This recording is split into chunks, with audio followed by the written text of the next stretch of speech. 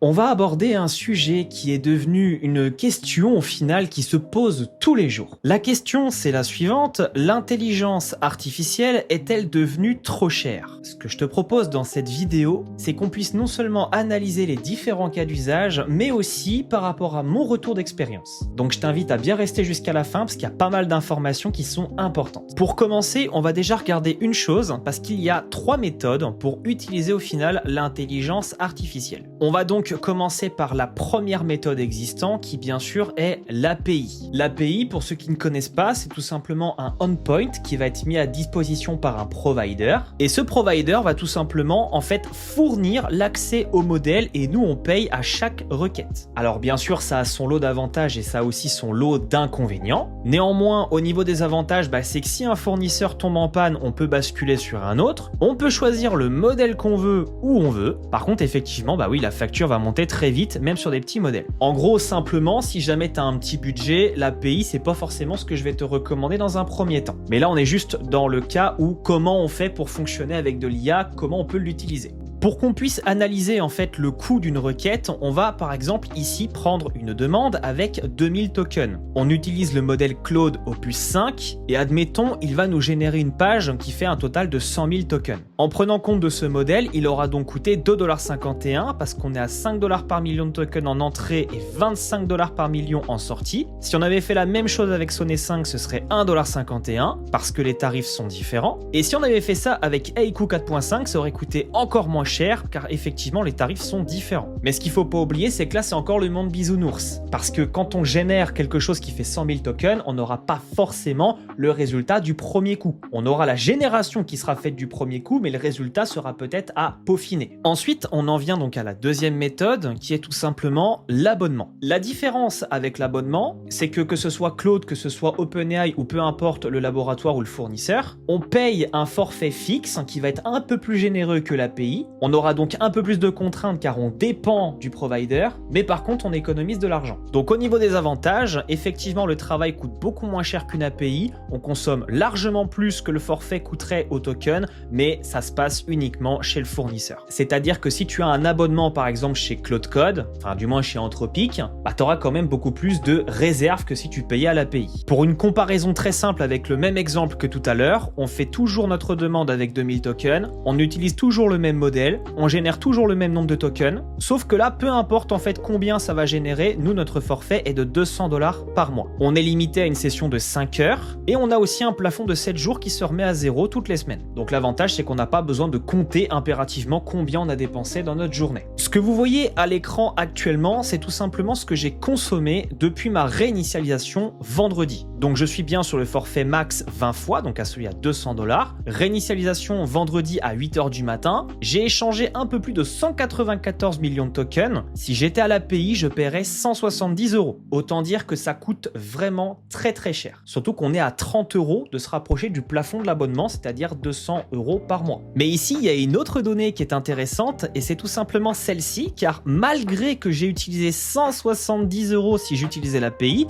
eh bien je ne suis qu'à 5% du plafond hebdomadaire. Donc ça veut dire qu'il me reste 95% de mon cours de la semaine pour une session de 5 heures en cours qui est entamée à seulement 11%. Donc pour ce début de vidéo, vous comprenez mieux pourquoi moi en tout cas je prends un abonnement à 200 et que je ne paye pas à l'API. On a aussi la troisième méthode qui est de tout simplement faire tourner un modèle en local. Faire tourner un modèle en local, bien sûr, ça reste quand même le rêve de tout le monde d'avoir une IA à portée de main sur un Mac mini ou un Mac Studio, peu importe. Par contre, la facture, ça va pas être la même à l'achat au départ. Mais bon, on va pas non plus être trop pessimiste car une fois qu'on a acheté la machine, on va imaginer qu'on tire 200 watts en charge dessus. Donc on prend 8 heures à 1,6 kW, on va prendre le tarif français à 20 centimes d'euros. La machine tourne toute la journée. L'avantage c'est qu'on n'est pas facturé à la demande. La journée va coûter quoi? 32 centimes d'électricité. Si on fait ça 20 jours par mois, littéralement il y en a pour 80€ sur l'année. Et bien sûr le matériel, vu qu'on a un Mac Studio, va falloir à un moment donné le remplacer. Mais vu qu'on parle quand même d'un Mac Studio, c'est pas quelque chose qu'on remplace tous les ans. On le remplace en moyenne tous les 3, 4 ou 5 ans. Sauf si vraiment vous êtes comme des tarés à vraiment taper dessus et qu'à un moment donné, même le modèle est en train de dire « je veux prendre ma retraite ». On va faire un comparatif très simple. On va prendre le coût de l'intelligence artificielle sur une année de travail selon ce qu'on va faire. On imagine qu'on travaille 1 heure par jour, donc c'est-à-dire 60 messages. On prend en moyenne 62 centimes d'euros pour les demandes, ce qui va faire à peu près 37,20 € sur la journée. Et on imagine qu'on fait ça 20 jours par mois. Au niveau des stats, on se base vraiment sur une utilisation quand même un peu plus qu'intensive, mais pour avoir des vrais chiffres concrets. Ce qui veut dire que si on utilise l'API avec Claude Opus 5, on n'aura bien sûr aucun investissement à faire parce qu'il n'y a pas d'achat, à part l'abonnement. Au niveau du mois, eh bien ça va quand même faire 744 € sur l'année. Donc au niveau de la première année, on sera quand même à 8 928 €. Autant dire que tu peux déjà dire à ton banquier de casser ton PEL. Maintenant, on va être un petit peu plus soft, on va parler de l'abonnement, toujours avec Opus 5. On n'a toujours pas d'investissement mis à part l'abonnement. Ça veut dire que chaque mois, on va être à 208 €, soit beaucoup moins, ce qui nous fait une année à 2496 €. Là, autant vous dire que mon cœur n'a pas lâché car j'aurai les moyens de dépenser cette somme. Et enfin, on va aller sur le terrain des plus ambitieux, le local. On va prendre par exemple Qwen 3 Coder Next, qui est donc un modèle de chez Alibaba, 74% au SWE Bench Verified. On imagine qu'on prend un Mac Studio de 64 Go à l'achat, soit 4099 €. Là, le PEL, il va sacrément souffrir, mais bon, c'est pour la bonne cause. Chaque mois, on aura 0 € parce qu'on n'a pas d'abonnement, mais par contre, ça fait quand même 4099 €. Après, c'est un choix. D'un côté, on envoie ses requêtes au serveur chez Anthropic, chez Codex, peu importe, plutôt chez OpenAI, pardon. Et l'autre, effectivement, tout est en local, personne ne voit ce qui se passe, mais par contre, c'est quand même un sacré coup d'investissement et tout le monde n'a pas 4000 € à sortir. Bon, maintenant qu'on vient de voir les différents cas d'usage, en effet, il existe un 4e cas d'utilisation. Je voulais aussi en parler dans cette vidéo parce que quand on prend un abonnement à une intelligence artificielle, c'est pas pour faire joli. On va pas juste prendre un abonnement pour compter combien on a de factures sur son ordi. Non, généralement, c'est parce qu'on a un projet. Donc, on va imaginer le scénario suivant. On veut créer une application. Donc, effectivement, ici, on va passer exclusivement par une API. Attention, pour ceux qui n'ont pas bien écouté, on n'utilise pas une API pour développer le logiciel. Là, je parle d'une application qui va utiliser des services d'intelligence artificielle. On va prendre un exemple tout simple. On a Michel, 32 ans, qui paye un abonnement pour avoir accès à une application. Et de l'autre côté, nous avons notre administrateur qui va collecter l'abonnement, qui va devoir payer les serveurs et bien sûr amortir le coût à cause de l'API. Si jamais tu sors d'une grotte et que tu ne connais pas les fournisseurs existants au niveau de l'intelligence artificielle, eh bien à l'écran ici tu as une liste de fournisseurs d'API. Donc on a bien sûr la liste avec les laboratoires comme Anthropic, OpenAI, Gemini, Mistral et DeepSeek. Là c'est un petit peu comme si on prenait à la source officiellement de ceux qui ont créé les modèles.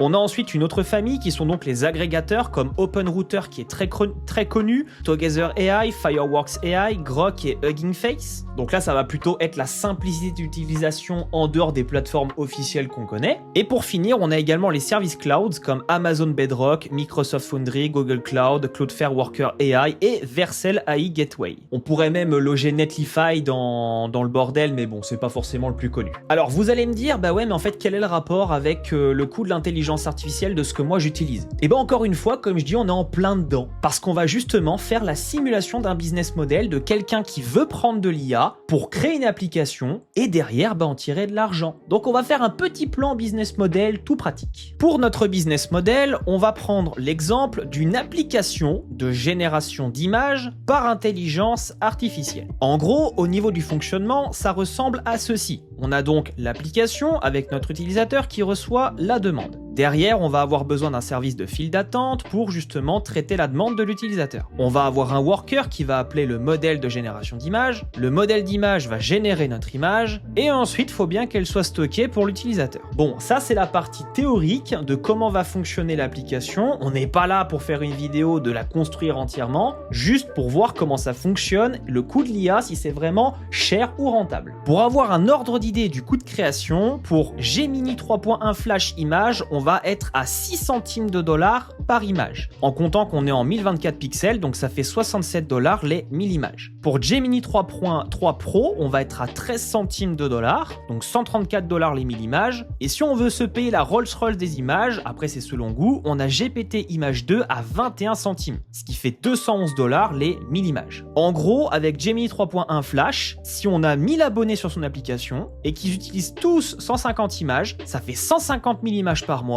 soit 10 050 dollars, soit 8 713 euros. Ouf, ça commence à faire extrêmement cher en tarif API. Bon, c'est vrai que dit comme ça fait un peu peur, mais on doit quand même prendre ici qu'on va prendre un abonnement à 19 euros et qu'on a le droit à 150 images par mois. Le modèle d'image, il va nous coûter donc 8,71 €, 150 images à 0,06 $. On prend Stripe par rapport à la facturation, plus les 1,5%. Il nous reste donc, qui dit ici, 9,75 € de marge. Sachant que le prix d'entrée se situe en moyenne entre 8 et 12 dollars par mois, donc on est un tout petit peu plus cher. Donc jusqu'à là, au final, l'utilisation de l'intelligence artificielle, par exemple dans une application, reste quand même rentable à condition d'avoir un bon business model. Mais on doit aussi prendre d'autres choses en compte, parce qu'effectivement, en fonction du provider, donc comme Vercel ou le VPS, là pour que vous puissiez avoir bien le contexte, on parle de l'endroit où est stockée l'application, où elle tourne. Et bien par exemple, Vercel, on doit avoir un plan pro à 20 dollars par mois, donc faut le rajouter. Les invocations, on a le droit à un certain nombre, donc effectivement, il faut le prendre en compte. Les mémoires, le CPU, l'usage, la file d'attente, le stockage. Enfin bref, ça représente à peu près 40 € par mois, rien que pour l'application. Et si on veut gagner un peu de coût, il y a bien sûr les VPS, donc ici chez ce provider à 16,49 par mois. Et là, la facture baisse assez fortement. Bon, et du coup, est-ce que cette application, concrètement, je serai rentable avec? Eh bien, si on prend le cas où on a 1000 abonnés, on va dire qu'on encaisse donc 1000 abonnés à 19 € par mois, ça fait donc 19 000 €.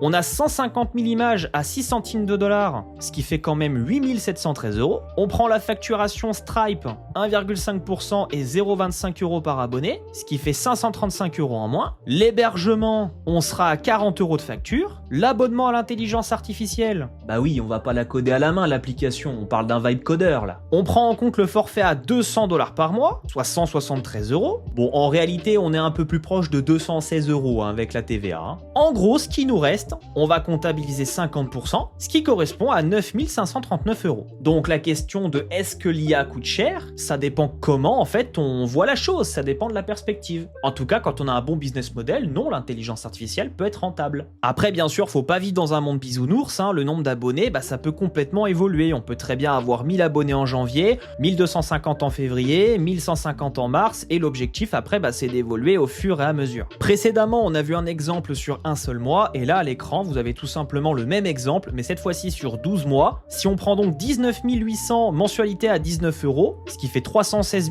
200 €, plus tout ce qu'on déduit, on est quand même à 190 282 €, qui va dépendre de la juridiction et de la fiscalité. Finalement, en fait, c'est pas si cher l'IA, en fait, on investit dans quelque chose qui rapporte, donc qu'est-ce qui est cher au final? Eh bien, c'est là que je voulais vous réserver le meilleur pour la fin, c'est-à-dire le marketing de Anthropic, de OpenAI sur le fameux abonnement à 20 $ par mois. Et oui, c'est vrai qu'on le prend pas assez en compte, mais donc pour le petit bonus, on va parler du fameux abonnement à 20 $ par mois. Alors concrètement, qu'est-ce qu'on peut faire avec ce forfait? Supposons que vous voulez discuter avec Claude depuis l'application. Au passage, chose qui est, je pense à mon avis, minimum 70% d'utilisation des personnes lambda. On peut tenir sans aucun problème des centaines de discussions sans effort. Si on veut commencer à analyser des documents et rédiger des rapports, concrètement une centaine de documents avant d'approcher la limite. Si on veut commencer à créer un site vitrine avec Claude Code, c'est là qu'on arrive dans les sujets qui fâchent. On peut quand même faire entre 5 à 10 sites monopages, retouches et aller-retour compris. Là, je parle tout simplement d'un retour d'expérience, j'ai été sur cet abonnement et concrètement, c'est ce que je propose à mes adhérents dans ma formation Code Starter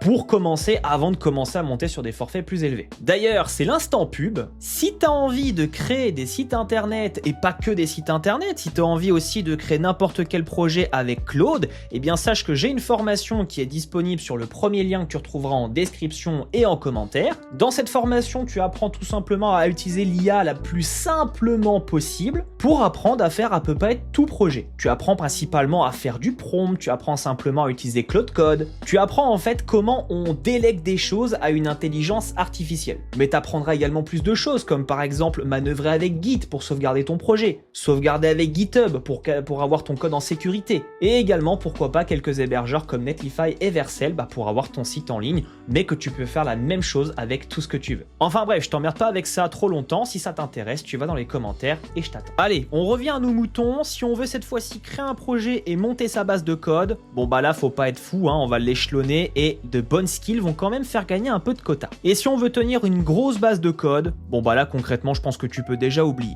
Et maintenant, la question pour la fin. Quel forfait je dois choisir? Si tu découvres l'intelligence artificielle, alors dans ce cas, 20 $ par mois, ce sera largement suffisant. C'est un peu comme si tu achetais un PC gamer à 5000 € alors qu'au final, tu fais juste éditer des factures, ça sert à rien. Quand tu commenceras à jouer à des jeux vidéo gourmands, oui, tu achèteras un gros PC gaming. Chaque chose en son temps. Si tu veux créer des projets complets, alors l'abonnement à 100 $ par mois sera obligatoire. Du moins, quand je dis obligatoire, c'est surtout pour ne pas être confronté à des limites trop importantes. Et si tu codes avec elle tous les jours comme moi et que tu l'utilises pour tout, alors l'abonnement à 200 $ par mois est obligatoire. On va dire que c'est l'abonnement Rolls-Royce de chez Anthropic et concrètement, j'atteins jamais sa limite. Je pense même que concrètement, je serais peut-être même mieux sur l'abonnement à 100 $ parce que je suis très rarement à 50%. Mais bon, par mesure de sécurité, si un jour j'y suis, j'ai pas envie de devoir upgrade au moment. Pour clôturer cette vidéo, on va pas parler juste de l'intelligence artificielle, on va parler du résultat qui est issu de l'utilisation de l'intelligence artificielle. Et on va simplement parler de combien cette présentation a coûté. Donc déjà, premièrement, il a fallu entre 2 et 3 heures de conception pour peaufiner. Si j'avais payé à l'API, concrètement, ça m'aurait coûté 118,25 $. Si t'as bien lu, je suis sur un abonnement à 200 $. Donc à 30 $ près, concrètement, ça m'aurait coûté la même chose que l'abonnement. Et encore, j'aurais même pas les mêmes limites. Surtout que ça m'a coûté que 2 à 3% de mon quota hebdomadaire. Et que ça a été réparti entre Opus 5 et Claude Haiku 4.5. Autrement dit, c'est-à-dire qu'elle m'a quand même fait gagner au moins 8 heures avec 30 slides à concevoir, à écrire et mettre en page une par une. Oui, parce que je l'ai pas fait générer par Claude en mode one shot comme tout le monde te montre sur internet, parce que même avec des bons skills, il y a toujours des choses à revoir. Et j'ai pas non plus envie de te montrer des slides qui sont toutes faites par IA, qui ont même pas envie de lire ni rien. J'ajoute aussi ma petite sauce à moi. Mais à côté de ça, on va aussi comparer quelque chose d'intelligent, c'est-à-dire que effectivement, j'aurais pu déléguer ça à quelqu'un. Ouh là là, déléguer ça à quelqu'un, il y a quand même quelques petits inconvénients à savoir. Parce que premièrement, confier le travail à une personne, c'est-à-dire que ça va quand même lui prendre une bonne journée. Là, je pars du principe que je délègue ça à quelqu'un pour faire ma vidéo, elle n'utilise pas l'IA, juste elle, au tarif du SMIC qui est à peu près 9,61 € net, de l'heure je parle, plus les charges patronales, plus machin, plus d'avoir une société, ou tout simplement un service freelance qui rémunère quelqu'un pour faire ça, sans compter le déjeuner, les pauses, les horaires et chaque choix qui demande un aller-retour, concrètement on n'a pas ce problème avec une intelligence artificielle. La présentation, moi, elle m'a pris 2-3 heures, j'ai pu en même temps l'utiliser sur mon forfait, qui est déjà payé, j'ai déjeuné, j'ai réfléchi pendant qu'elle bossait, et en plus elle répond dans la seconde. Pourquoi j'irais déléguer ça à quelqu'un? C'est même pas une question d'être égoïste, c'est une question qu'elle fait gagner du temps. Et donc, pour cette note de fin, ce n'est pas l'intelligence artificielle qui coûte cher. Ce qui coûte cher, c'est de croire que tout faire à la main, c'est plus rentable au guise d'y sacrifier son temps. Bon, si t'es arrivé jusqu'à là, félicitations, t'as tenu toute la vidéo, je t'emmerde pas plus. En tout cas, j'espère que t'as compris une chose, c'est qu'effectivement, l'intelligence artificielle est rentable, ça dépend juste de l'utilisation que tu vas en avoir. C'est sûr que ça sert à rien de prendre un forfait par IA si tu n'as pas de projet derrière, parce que si tu payes quelque chose pour au final ne rien obtenir derrière, c'est un petit peu bête. Par contre, tu ne risques absolument rien à prendre un abonnement à 20 $ par mois si tu n'as pas forcément un gros salaire. Elle va quand même pouvoir t'épauler et t'aiguiller sur des choses que tu as l'habitude de faire à la main, que tu pourrais déléguer ça à une IA. Si tu as aimé cette vidéo, fais-le moi savoir dans les commentaires, abonne-toi et surtout, on se dit à très bientôt.